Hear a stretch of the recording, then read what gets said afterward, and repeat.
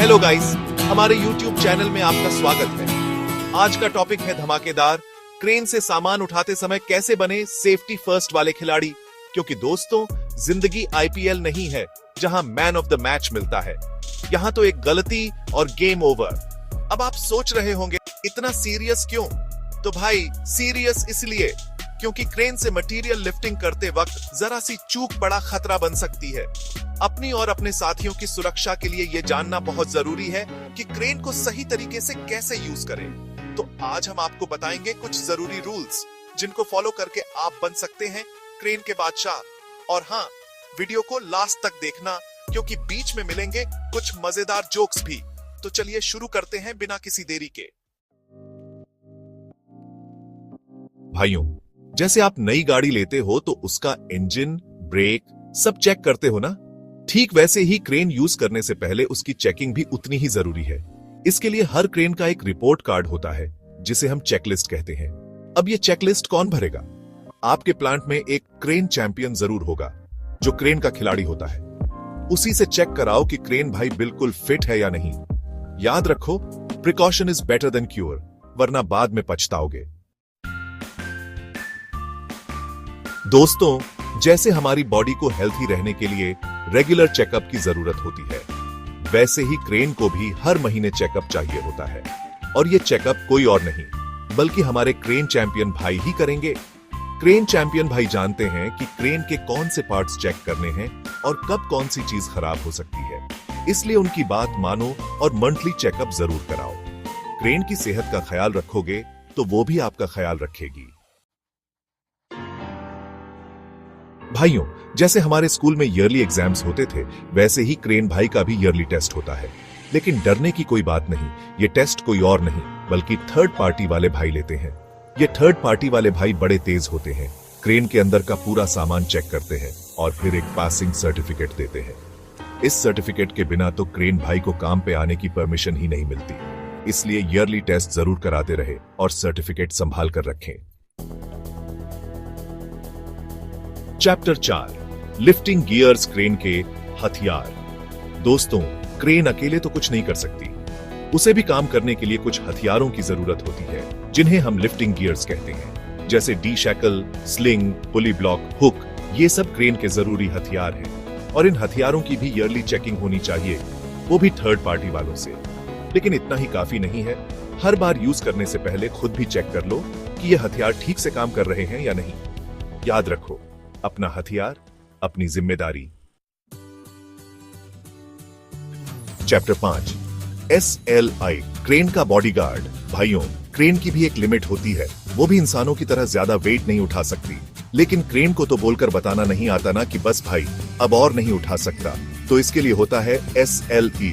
SLE मतलब safe load indicator, जो crane का बॉडीगार्ड होता है। ये बताता है कि कितना लोड उठाया जा सकता है और ज्यादा लोड होने पर क्रेन की पावर ही काट देता है। मतलब समझो, क्रेन का सर्किट ब्रेकर। इसलिए SLI को हमेशा ध्यान से देखते रहो। चैप्टर 6, डी-शैकल क्रेन का हुक पॉइंट। दोस्तों, जैसे हमारे कपड़ों में बटन होते हैं, वैसे ही क्रेन के लिए होता है डी-शैकल।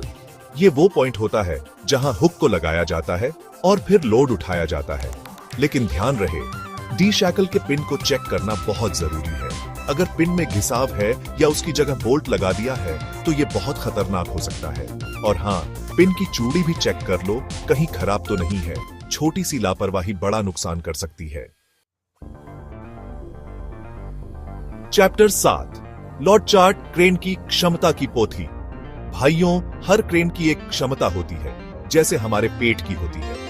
ज्यादा खाएंगे तो पेट खराब हो जाएगा और क्रेन ज्यादा भार उठाएगी तो उसका भी बुरा हाल हो सकता है। कितना भार उठाना सेफ है, ये बताता है लोड चार्ट।